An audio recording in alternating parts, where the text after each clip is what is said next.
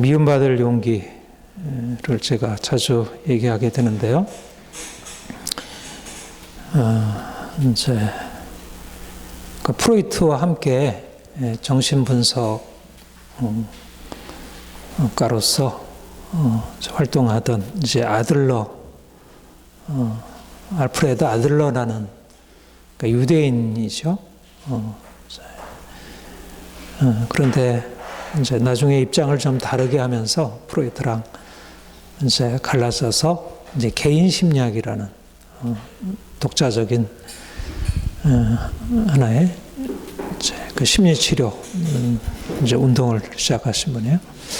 그분의 이제 심리학을 다룬 게 이제 기시미 이치로라는 이제 일본 작가의 미움받을 용기라는 책인데, 저는 이제 이 책이 정말 책을 잘 썼어요. 진짜 책을 이렇게 제가 아들러가 이제 그 강연한 내용들을 실은 책들도 이제 여러 권을 봤는데, 오히려 그분 책보다 오히려 이 기시미 이치로 책이 훨씬 더 이렇게 아주 선명하게 와닿고 또 나름대로 충실하게 잘 전달한 것 같아요. 여러분들도 많이 읽고 또 우리가 함께 여기 대해서도 얘기도 이제 많이 했었는데, 이제 여기 하나하나 사실 다룬 주제들이 너무 좋은 주제들이 많아요. 그런데 거기에 이제 그 자기 수용이라는 이제 그런 개념이 나와요. 이제 그 기시미치로 그 미움받을 용기에는 여러 아들러 심리학의 여러 중심, 아주 핵심적인 개념들을 얘기하면서 그것이 우리 실제적인 삶에서 어떻게 적용되는지 그런 얘기를 하고 있는데, 그 중에 가장 중요한 그 자기 수용이라는 개념이 그 처음에도 나오고 이제 뒷부분에도 나오고 아주 중요한 개념으로 다루고 있어요. 그러니까 자기를 수용한다.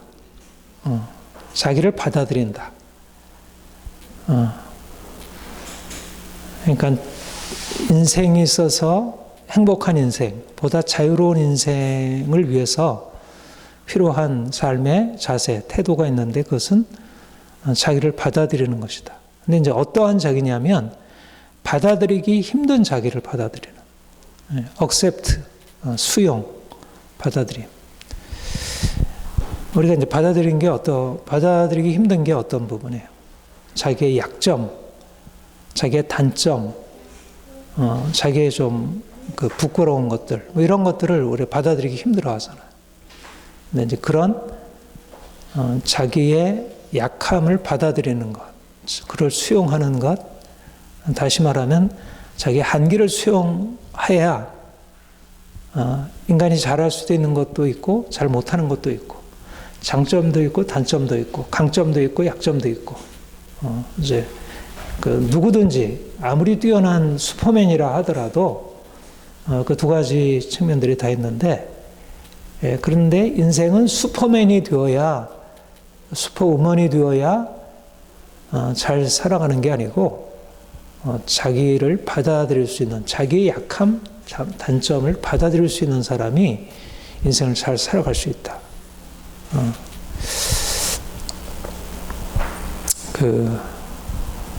이제 거기서 이제 그 얘기하면서 이제 니버의 기도문을 이제 인용하고 있어요. 이거는 뭐 다른 책에도 정말 많이 나오고 하는데, 니버는 이제 1900년 초반에 유명한 신학자이고 목회자이고 아주 사실 이제 신학계에 있어서도 그렇고 일반 사상계에 있어서 아주 중요한 역할을 하신 분으로 그렇게 알려져 있는데, 그분의 유명한 기도문이 내가 바꿀 수 있는 것을 바꾸는 용기, 또 내가 바꿀 수 없는 것을 받아들이는 차분함, 그 시레니티라고 했는데, 그리고 양자를 구별할 수 있는 지혜를 주옵소서, 하나님. 이게 이제 라이놀드 니버라는 신학자의 기도였어요. 간단하게, 사실 그거는 니버 자신의 중요한 신학이기도 하고 또 우리 모든 사람들이 하나님 앞에서 기본적으로 구해야 할, 그러니까 기도라고 하는 것은 사실은 하나님 앞에 우리의 필요를 아뢰는 것이기도 하지만 내가 하나님과의 관계 속에서 내 인생을 바로 세워가는 것이기도 하거든요. 그러니까 어떤 기도를 하느냐는 것이 결국 이제 모든 기도가 다 좋은 기도가 아니라 사실 우리가 기도를 통해서 우리의 삶이 바르게 세워지는데, 말하자면 니버의 기도는 인생을 어떻게 살아야 하는지를 말씀하기도 한다는 것입니다. 그러니까 우리가 바꿀 수 있는 것을 바꾸는 용기 중요하잖아요. 그렇죠? 내가 인생의 여러 가지 문제들, 나의 삶의 이제 여러 힘겨운 그 어려운 환경들을 이렇게 극복하려고 이제 씨름하고 노력하고 일하고 공부하고 씨름하고 싸우고 이제 그렇게 하는 게 인생의 사실 그 중요한 자세이고, 어려서부터 사실 습득해야 할 덕목이라 할 수 있죠. 용기. 이제 그런데 그것에 못지않은 게 중요하다. 바꿀 수 있는 것을 바꾸는 용기도 필요하지만 바꿀 수 없는 것을 받아들이는 차분함, 겸손함, 그 평온함이 필요하다는 것입니다. 그러니까 내가 바꿀 수 없는 나의 한계인데 바꿀 수 없는 건데도 그것에 대해서 연연하고 그것에 대해서 자꾸 집착하고 왜 그랬을까? 왜 이럴까? 왜 이거밖에 아닌가 하고 거기에 붙들려 있게 되면 정작 바꿔야 할 자신의 문제들에 대해서 집중하지 못하고 인생을 허비하게 되고 많은 것을 잃어버리게 된다는, 사실 이 양자를 구별해서 바꿀 수 있는 것을 바꾸려고 하고 바꿀 수 없는 것을 받아들이는 인생의 자세는 굉장히 우리가 제한된 인생을 살아가고 제한된 여건 가운데 살아가는 인생에 있어서 너무나 중요하다 하는 것입니다. 여러분, 이제 바꿀 수 없는 것들이 어떤 것들이죠? 어떤 한계들이 있어요. 여러분들이 부모 바꿀 수 없잖아요. 그렇죠? 어려서 나에게 주어진 부모, 그 부모 밑에서 태어나서 어렸을 때 성장해온 지난 과거 바꿀 수 있나요? 바꿀 수 없는 거예요. 그런데 많은 경우 부모 때문에 내가 이렇게 되었다. 또 내가 어려서 이런 상황을 겪었기 때문에 내가 이렇다고. 그건 아무리 붙들고 씨름해봐야 사실상 고칠 수도 없고 바꿀 수 없는 것들이에요. 그런데 거기에 묶이게 될 때 얼마나 인생이 그게 낭비가 되는 거예요. 우리의 예를 들면 내가 신체에 장애를 가지고 있다. 또 성격적으로 이제 그런 약함들이 있잖아요. 성격적으로 너무 고집 세든가, 너무 다혈질이든가, 또 너무 말이 없든가, 너무 내성적이든가, 너무 이렇게 수줍어한다든가, 이런 것들은 사실상 너 왜 이렇게 그런 식으로 살아? 이거 좀 이렇게 해봐. 말도 좀 잘해봐. 좀 말 좀 하지 말아봐. 좀 이렇게 다른 사람께 나가서 이렇게 해봐. 그러나 그거는 이미 어려서부터 형성된 것이고 쉽게 바꿀 수 있는 것들이 아니에요. 그런데 그런 우리의 성격적인 결함들, 약함들, 다른 사람과 비교해서 보면 굉장히 부족한 것을 사람들과 관계 속에서 여러 가지 어려움을 겪게 되니까 그것에 대해서 자꾸 눌리게 되고 그것이 열등감이 되고 그걸 제대로 받아들이지 못하는 거예요. 그러니까 그게 마음을 우울하게 하고 슬프게 하고 그것 때문에 인생을 제대로 살아가지 못한다는 거죠. 그래서 인생을 행복하게 하는데 굉장히 중요한 인생의 자세, 받아들여야 할 것이 바로 바꿀 수 없는 것을 내가 받아들이는 것이 너무나 중요하다. 그러니까 우리가 불행한 것은 사실은 그 주어진 것 그 자체가 아니라 그것에 대해서 내가 어떻게 반응하느냐 하는, 물론 객관적으로 내가 돈이 없어서 내가 부모가 나에게 뭐를 해주지 못해서 내가 어려서 이런 상처를 받았기 때문에 내가 불행한 것이 아니고, 우리는 그래서 내 그런 외적인 여건 때문에 나의 어떤 주어진 한계 때문에 내가 불행하다고 생각하지만 사실은 그렇게 주어진 그 자체가 불행하게 아니라 그것을 붙들고 계속 그것을 받아들이지 못하면서 거기에 연연해 살아가는 그 자세, 인생에 대한 어떤 태도가 인생을 불행하게 만드는 것이다.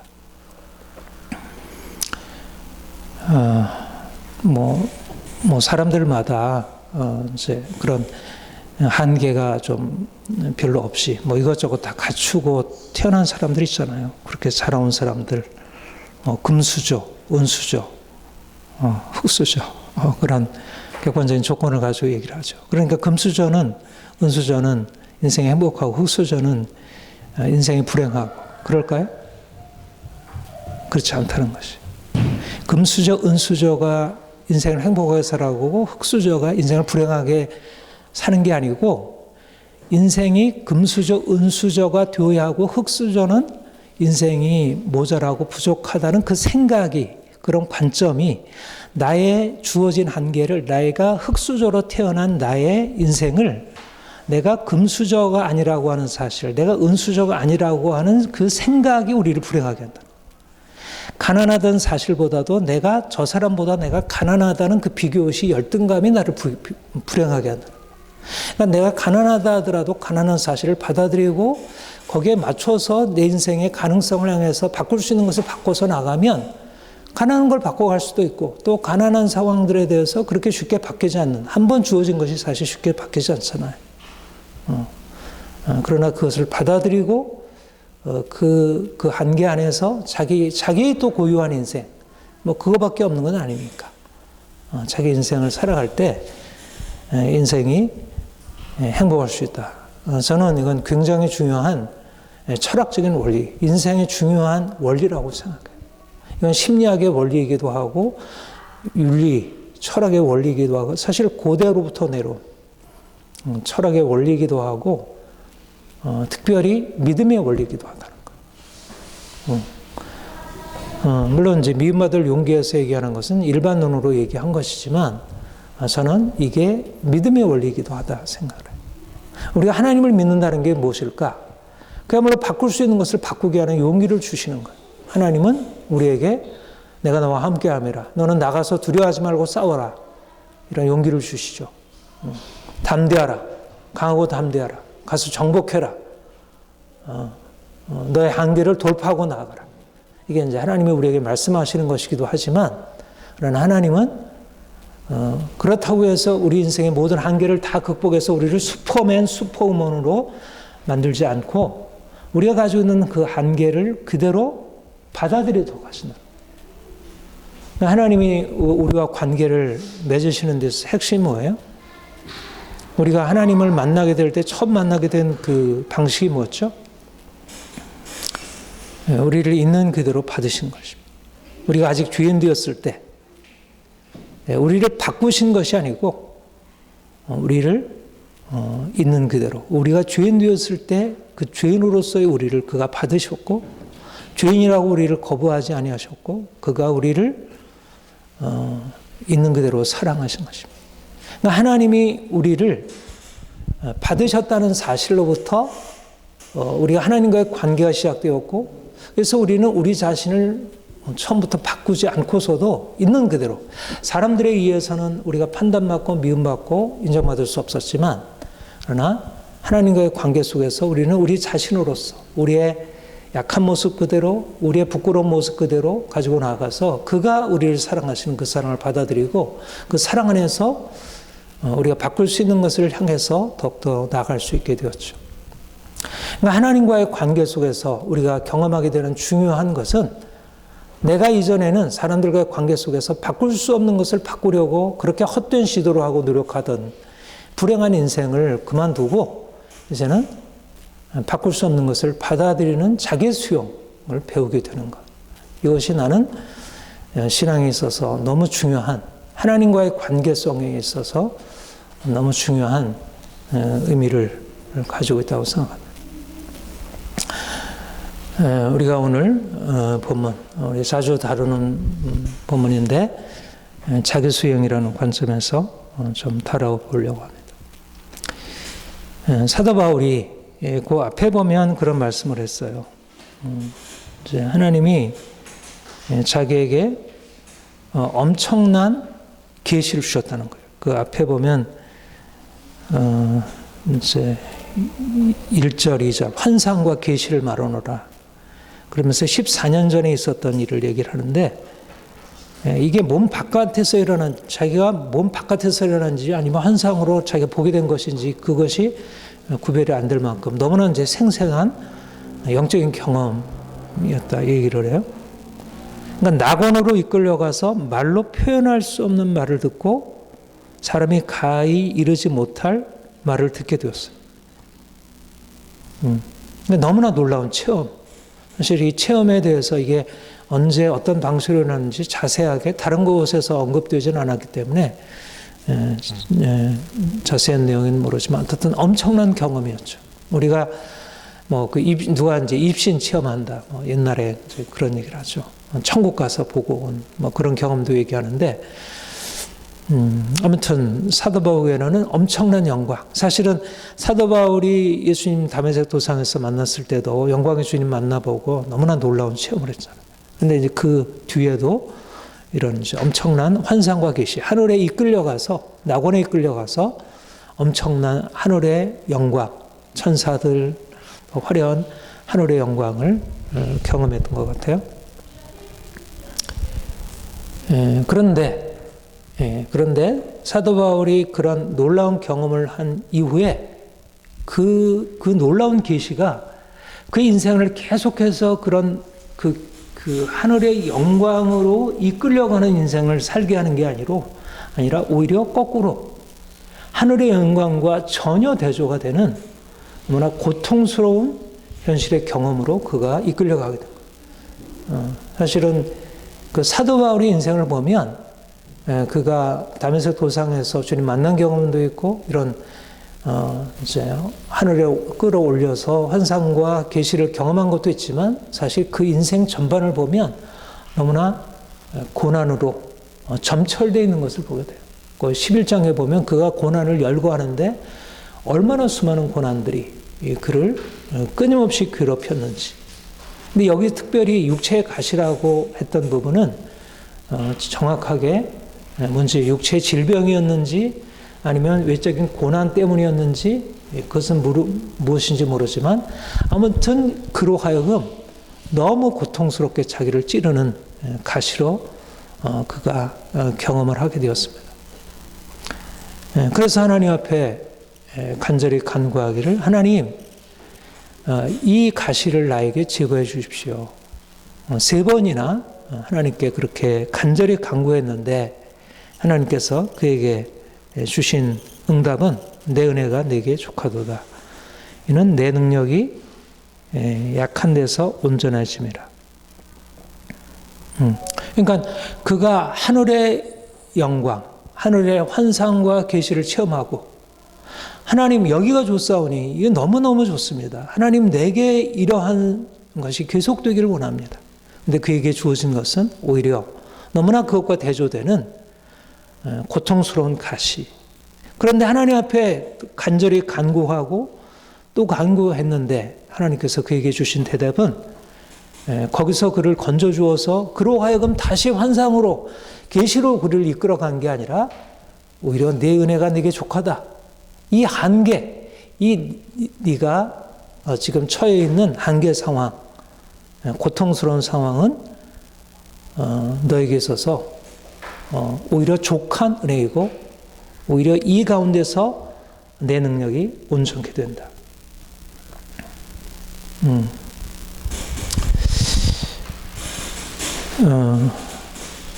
하나님을 만난다는 게 뭘까요? 하나님을 만난다는 것이 하나님을 만나는 것이 엄청난 기쁨과 영광과 정말 그 엑스타시라 그러잖아요. 너무나 이제 엄청난 희열 이런 것이 경험되는 예수를 만난 이후에 하나님 만난 이후에 인생이 그렇게 변화되어서 진짜 영원토록 깨지지 않는 우리 그 전에 실로암이라는 그 복음성가 있죠. 이제 깨지지 않게 하소서. 나를 그 가사 내용이 뭐였죠? 아무튼 그러니까 아무튼 그 영광, 그 기쁨 깨지지 않도록 거기서 영원토록 거기에 거하게 해주십시오. 그러니까 우리가 가지고 있는 충분히 인간적으로 할 수 있는 거예요. 그런데 하나님이 그에게 주신 것은 그런 깨이지 않는 영원한 기쁨이 아니었고 오히려 고통스러운 현실 가운데 그를 놔두셨고 기도했는데도 불구하고 하나님께서 그 기도에 응답하셔서 그를 거기서 건지셔서 바꿔주신 것이 아니라 그냥 거기다 버려두신 것입니다. 믿음이란 뭘까? 우리가 하나님을 만난다는 게 뭘까? 하나님이 우리 인생 안에 그 은혜를 베푼다는 게 뭘까? 우리는 하나님의 은혜라고 하면 우리가 고통에서 건져주시는 것, 질병에서 고쳐주시는 것, 우리의 연약함 고쳐주시는 것, 우리의 정말 이제까지 고통스러웠던 우리의 환경들, 내 자신 안에 있는 것들, 내 바깥에 있는 것을 고치셔서 내 마음이 평안하고 내 삶이 좀 더 자유로워지는 것. 이게 우리에게 주어지는 은혜라 생각하잖아요. 그런데 사실 인생이 원래 어때요? 사실은 이렇지가 않잖아요. 인생은 정말 좋은 일도 있지만 그 모든 좋은 것을 다 잊게 만드는 너무 나쁜 일들이 많고 밝은 날과 함께 어두운 날들이 또 자꾸 오게 되고. 그러니까 우리 인생이 처음에는 어렸을 때 인생이 환상적이잖아요. 정말 동화 같고 꿈 같고 정말 낭만적으로 여겨져요. 그러니까 어린아이에게서는 모든 게 다 될 것 같아요.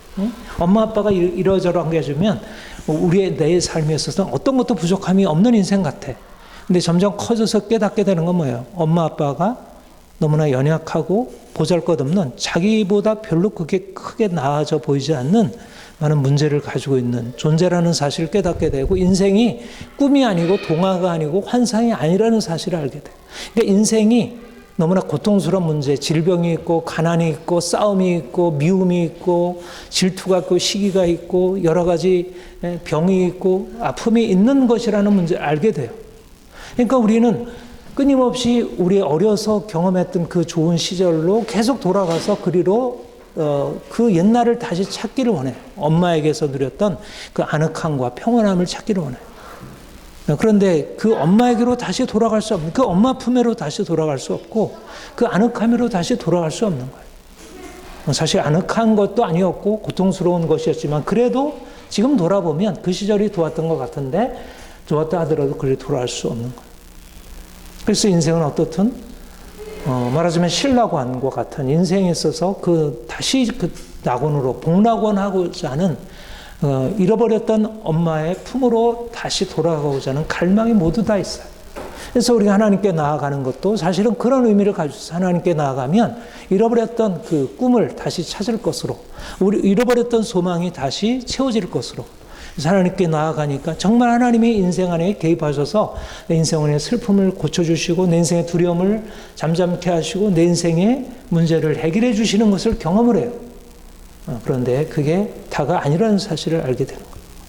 그러니까 예수를 믿는다는 것이 어떻게 보면 인생의 문제와 고통에서 벗어나는 것을 가능케 하고 또 하나님이 그런 환경도 주시고 내 안에 그런 용기도 주시지만 그러나 하나님이 환경도 주시지 않고 그런 내 안에 있는 용기와 열정도 더 이상 허락하지 않는 그런 상황들이 주어지는 것을 발견하게 됩니다. 그러면 처음에는 하나님이 이렇게 좋으신 분이야. 그러다가 나중에 실망하고 엄마가 처음에는 모든 대단한 거고 아빠는 모든 것을 다 해줄 것 같다. 나중에는 엄마 아빠에 대해 실망해서 아이들이 떠나가게 되듯이 하나님에게 대해서도 우리가 하나님이 그렇게 좋으신 분이면 왜 내 인생을 이렇게 그냥 버려두시나? 왜 내 인생은 이렇게 여전히 고통스럽고 내 삶의 문제는 여전히 해결되지 않나? 우리가 가지고 있는 어린 아이로서의 그 신앙을 크게 회의하게 된다는 것입니다.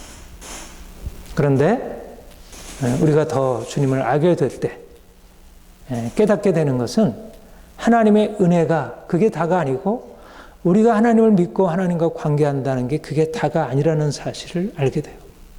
그것은 하나님이 우리에게 다가오시는 것이 우리가 고통해서 하나님께 기도하고 간구할 때 우리를 고통에서 벗어나게 하시는 은혜도 있지만 내 은혜가 내게 족하도다. 이는 내 능력이 네가 약한 데서 온전해짐이라 하는 우리가 가지고 있는 문제 상황을 하나님께서 그냥 버려두시고 우리가 그것을 수용함으로써 이제까지 그것에서 벗어나려고 발버둥 데서 이제 그것을 오히려 수용함으로써 인생이 보다 이제까지 얻었던 은혜와는 다른 차원의 은혜로 우리를 이끌어 가시는 것을 경험하게 된다는 거예요. 제가 오늘 아침 굉장히 슬픈 소식을 듣게 되었어요. 브라질 선교사님인데 우리 동기 선교사, 고등학교 동기 선교사예요. 그 YFC 활동도 같이 했고 3년 전 내가 그 수술하고 이렇게 집에서 이제 요양하고 있을 때 그때 우리 집에 마침 그때 이제 한국에 나오셔서 그래서 함께 교제도 하고 들어갔는데 요즘 그 브라질 그 확진자들이 굉장히 많이 나오잖아요. 그래서 그 선교사님이 이제 굉장히 그 사모님이랑 또 그 아들 결혼하지 않은 아들이 같이 살고 있었는데 그 셋이 이제 다 확진이 된 거예요. 근데 그 목사님, 그 친구 목사 선교사님은 굉장히 위중하게 된 거예요. 그러니까 아주 이제 폐가 소생하기 어려울 만큼. 그래서 이제 우리 친구들에게도 이제 기도해 달라고. 그래서 이제 우리가 후원금도 보내고 이제 기도하고 조금 이렇게 차도가 있고 회복된다는 얘기가 있었는데 결국 사모님은 좀 차도가 있어서 약간 회복이 되셨는데 사모님 선교사님이 오늘 아침 그 소천하셨다고 그렇게 연락이 왔더라고요. 얼마나 이제 그 우리 사실 선교를 굉장히 잘했어요. 8교회를 이제 지교회를 개척하고 그 알코올 중독자를 위해서 엄청나게 한 30년간 이제 그렇게 그 브라질 그 중심 도시에서 한참 이제 떨어져 있는 아주 지방 지역으로 들어가서 원주민들 상대로 해서 아주 헌신적으로 너무 성실하게 사역을 잘했는데 그러니까 지금 60 중반 되어서 이렇게 떠나게 됐죠. 그러니까 가족들이랑 그 성도들이 얼마나 기도했겠어요. 그러니까 우리로서 사실은 우리 친구들도 기도하고, 근데 정말 이렇게 받아들이기 어려운 거잖아요. 그러니까 여러분들도 사실은 가까운 가족들이 이제 그렇게 큰 공경에 처해 있을 때 얼마나 이제 기도해요. 근데 하나님께서 그런 상황 가운데서 이렇게 응답하셔서 정말 기적적으로 낫게 하시기도 하시지만 이런 경우들이 있는 거예요. 하나님이 우리의 기도에 침묵하시는 것 같고 우리 약함을 그대로 버려두시고 오히려 그 가운데서 우리가 이해할 수 없는 길로 이끌어 가시는, 그러니까 굉장히 낙심이 되고 힘들고 너무나 많이 슬프고.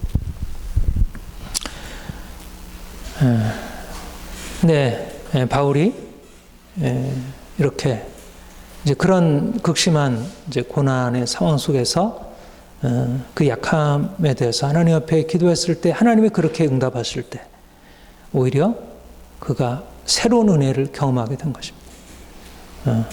오히려 이전의 계시를 통해서 얻은 계시와 환상보다 더 큰 은혜, 그 두 가지를 대조하잖아요. 내가 이 계시를 받은 것을 자랑하는 것이 아니라 오히려 나는 약함을 자랑하겠노라. 그러니까 계시와 환상이 엄청난 나의 은혜였지만, 하나님이 나에게 베푸신 특별한 은혜였지만 오히려 그 계시와 환상보다 내가 여러분들에게 더 자랑할 것이 있다면 바로 이걸 자랑하겠다. 나의 약함을 자랑하겠다. 그러니까 오히려 그는 계시와 환상보다 더 놀라운 은혜가 전혀 은혜가 아닌 것처럼 여겨지는 그런 자신의 약함, 자신이 처해 있는 상황 속에서 하나님이 기도 응답하시지 않고 그 약함을 그냥 버려두시는 그 상황 속에서 그가 하나님의 특별한 은혜를 경험하게 되었다는 것. 이것이 바로 우리가 하나님과 만나는 방식.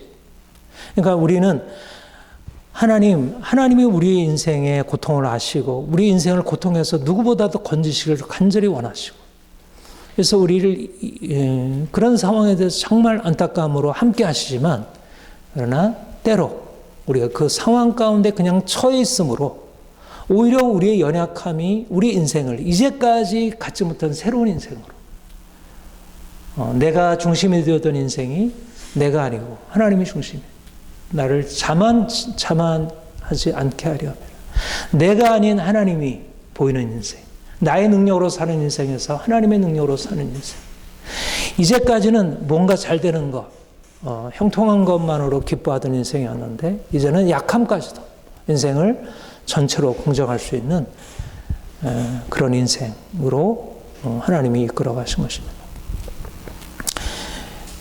저도 사실은 지난주에 여러분들이 고백했듯이 굉장히 유사한, 사도 바울과 유사한 경험이 있다 생각을 해요. 나도 뭐 사도 바울처럼 그렇게 뭐 다메섹 도상에서 주님 만난 거 아니었고, 이제 하늘에 올라가서 환상을 경험한 것은 아니었지만, 분명한 것은 너무나 놀랍게 다른 사람이 어떠할지라도 누구에게도 부인할 수 없는 확실한 증거로서 하나님이 내게 찾아오셨고, 그래서 나는 고등학교 때 주님을 만난 이후에 내 삶 전체가 여기에 걸려 있다는 것을 알게 되었고, 이렇게 놀라운 주님이 있는데, 그래서 나 인생 전체를 그분께 걸기로 하고 그분을 따라가기로 하고, 너무 좋았던 거예요.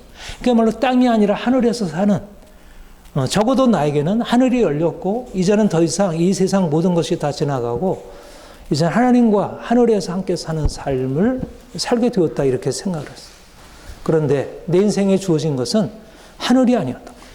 하늘이 아니었고 땅이었고, 땅도 모든 사람들이 행복해하고 좋아하는 땅이 아니라 너무 비참하고 너무 힘들고 너무 답답하고 어떻게 살아갈지를 알지 못하는, 오히려 그냥 하늘에서 올라가서 내가 하나님과 영원히 함께 머물렀으면 좋겠는데 그렇게 살아갈 수 없고 이제 땅에 살아야 되는데, 땅에서 살아가려면 사람들과 관계를 잘 맺고 살아가야 되는데 사람들과 관계 맺는 법을 어려서부터 배우지 못했고, 어떻게 나가려고 하더라도 사람들이 나에게 들어올 수 없고 내가 사람들한테 들어갈 수 없는, 그리고 내가 하나님과 만나면서 더 사람들과 멀리하면서 사람들과 관계는 더 힘들어지고, 그러니까 아무리 내가 하나님과 얻은 은혜가 크다 할지라도 사람들과 이게 소통이 안 되고 관계가 안 되니까 인생이 얼마나 힘들어요.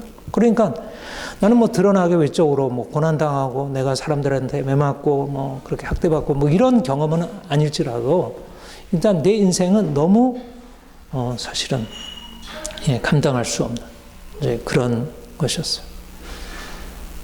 그래서 이제 나의 연약함을, 나의 약함을 고치려고 이제 끊임없이 실험을 해왔죠. 분명한 사실은 굉장히 많이 고쳐졌고, 하나님이 이제 그 고치시는 은혜, 하나님이 나를 약함에서 강함으로 바꾸시는 은혜를 경험한 것은 사실이고, 또 내가 약함에서 강함으로 나아갈 수 있도록 내가 그야말로 바꿀 수 있는 용기를 하나님께서 나에게 주신 것이 사실이에요. 그런데 그것과 함께 내가 알게 된 것은 약함을 다 바꾸지 않았다는 거예요. 약함을 나에게 강함으로 바꾸시고 하나님이 내 기도에 응답하셔서 나를 고통에서 건지셔서 사람들과 나아갈 수 있도록 내 마음 안에 평안함도 주시고 그렇게 활발함도 주시고 그렇게 사람들을 좋아하고 사람들이 나를 좋아하게끔 나를 성격을 그렇게 바꾸지 않았다는 거예요. 여전히 나는 굉장히 소심하고 두렵고 내성적이고 혼자 있는 걸 좋아하고 그냥 책만 파고 있고 사람들과 관계 들어가면 불편하고, 그러니까 내가 하나님과 나아가서 하나님의 은혜를 경험하는 것과는 별개로 하나님이 내게 주시는 그 놀라운 은혜와는 별개로 또 나는 여전히 인간의 연약함, 그냥 가시를 가지고 살아야 하는 그런 약점은 약점대로 마치 장애, 신체 장애처럼 일종의 성격적인 장애로서 내 안에 이제 그게 여전히 존재했다는 것입니다. 사실 나는 학벌도 좋지, 뭐 공부도 잘했지.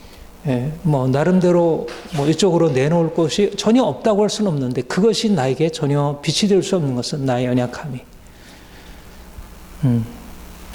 그런데 하나님이 나에게 깨닫게 하신 것은 바로 본문의 말씀처럼 내가 연약함을 바꿔서 내가 강하게 되어서 하나님이 나를 이렇게 고치셨어요. 나를 이렇게 성격을 바꾸셨고 나를 이렇게 이전에 사는 것 다르게 바꾸셨어요. 그렇게 해서 내가 하나님을 간증할 수도 있고 하나님의 능력을 나타낼 수도 있었겠지만 그렇게 아니하시고 그냥 나를 연약한 가운데 그냥 버려두심으로써 오히려 나에게 하나님이 약한 데서 온전케 되는 그 은혜를 경험하게 하신 것입니다. 그러니까 만약 내가 연약함이 없었다면, 약함이 없었다면, 남들과 같이 공부도 잘하고, 사람들과 관계도 잘하고, 리더십도 있고, 뭔가 이렇게 잘했다면 내 인생이 어떻게 됐을까? 물론 뭐 그렇게 해서 사역도 잘할 수 있고, 목회도 성공할 수 있고, 사람들에게 인정받을 수 있고, 뭐 다 가족들에게도, 아내에게도, 우리 자녀들에게도 굉장히 좋은 것들을 줄 수 있었겠죠. 그런데 내가 그런 연약함으로 목회도 뭐 별로, 뭐 내 학문적으로도 뭐 별로, 사람들과 관계 속에서 내놓을 것이 없는 그런 인생을 살게 된 거예요. 그런데 오히려 그것이 나로 하여금 내가 이런 약함이 없었다면 발견할 수 없었던 하나님이 누구신지, 우리를 어떻게 연약한 가운데서 그분은 자신의 놀라운 능력을 나타낸 분이신지를 깨달을 수 없었다는 것입니다.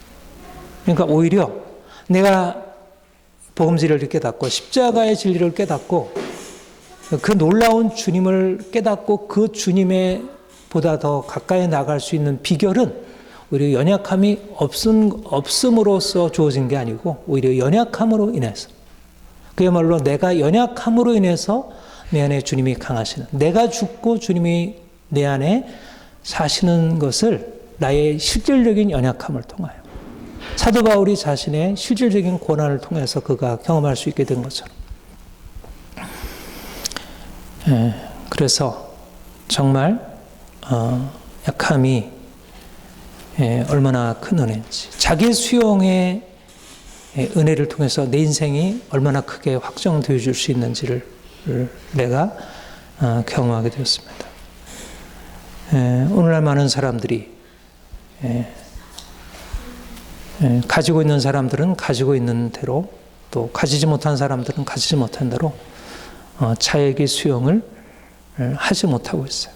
그러니까 인생을 너무 한쪽으로만 생각하는, 인생이 잘 돼야 한다는, 행복해야 한다는, 인생은 완벽해야 한다는, 뭔가 문제가 있어서는 안 된다, 건강해야 되고 돈도 있어야 되고 뭔가 인생에 고통이 없어야 된다는 어떤 인생이 그럴 수 없는 인생의 환상을 붙들고 살아가요. 그래서 그 환상이 깨어지게 되면 그 환상 그래도 내려놓지 못하고 여전히 낙심하고 절망하고 두려워하고 거기서 벗어나지 못해요. 말하자면 바꿀 수 없는 자신의 한계들을 수용하지 못하고 그것에 대해서 너무나 슬퍼하고 두려워하고 그것에 대해서 원망하고 답답해하고. 그러니까 사람들은 그 환경 때문에, 자기에 주어지는 그 외적인 환경 때문에, 그 자기의 주어진 것 때문에 자기가 불행하다고 생각하지만 사실은 그 자체가 아니라 자기가 완벽해야 한다는 그 환상이, 우리 심리학에서 그 완전주의라 얘기를 하는데, 완전주의. 뭔가 인생은 불완전한데 불완전한 인생을 수용하지 못하고 인생이 완벽하고 완전해야 한다는 그 환상을 가지고 불완전한 인생을 자꾸 그쪽으로 몰고 가려고 하니까 지금 자신한테 주어져 있는 것에 대해서 감사할 줄 모르고 그것을 가지고 무엇을 하려고 하지 못하는 것입니다. 주님을 우리가 알아가게 되면서 알게 되는 것은 내 인생이 불행해도 불완전해도 문제가 있는 게 아니구나. 오히려 내가 불완전하고 인생에 문제가 있음 안에 하나님이 일하시고 있구나. 내가 만약 완전하다면 굳이 하나님 필요 없잖아요. 그렇잖아요. 내가 무엇이든지 원하는 대로 된다면 그게 설사 하나님의 은혜라 하더라도 받고 나면 사실은 하나님 빠이빠이, 하나님 상관없어요. 그리고 거기에 머물게 돼요. 근데 오히려 내가 연약함으로 인하여 그렇지, 나는 피조물이지, 나는 내 인생의 주인이 아니지, 내가 다 할 수 있는 게 아니지. 인간의 연약함, 약함은 너무 당연한 거예요. 한계를 가지고 있다는 것은 인간이 피조물이라고 하는 사실을 거듭거듭 일깨워주는 거예요. 우리의 가난한 것, 우리의 실수, 연약함, 실패들은 우리가 창조주가 아니라는 사실을 우리에게 일깨워줘요. 그래서 우리가 그분의 은혜 안으로 나가게 해요. 그리고 내가 연약하기 때문에 또 옆에 있는 아내가 필요하고 남편이 필요하고 자녀들도 필요하고 성도들도 필요하고 이웃도 필요하고, 오히려 고통 가운데 있을 때 우리의 친구들, 이웃들, 가족들의 의미가 다가오잖아요. 인생이 불완전하고 연약하다는 것, 그 자체가 인생을 고통스럽게 하지 않습니다. 오히려 그것을 통해서 이제 인생은 새로운 국면을 맞이할 수 있어요. 그러니까 중요한 것은 자기를 수용할 수 있느냐 없느냐입니다. 우리가 하나님 만나서 하나님이 나를 수용하시고 받으셨고 그가 나의 연약함을 받으셔서 그의 나의 연약함을 통해서 그분의 능력을 나타내실 수 있다는 사실 우리가 인정하게 될 때 우리의 기쁨으로, 감사함으로, 그야말로 환상에서 살아가는 게 아니라 고통스러운 열악한 현실 속에서 살아가면서도 기쁨을 잃지 않는 그러나 진정한 행복을 누릴 수 있다고 생각합니다. 여러분들이 연약한 자신, 불완전한 자신을 더 사랑하고 또 여러분들과 동일하게 불완전한 우리의 가족들, 우리 이웃들, 그들을 사랑하고 섬기는 것입니다. 이것이 주님이 우리에게 지금도 다가오시는 방식이라 믿습니다. 함께 기도하겠습니다. 하나님 아버지, 주께서 우리를 사랑하셔서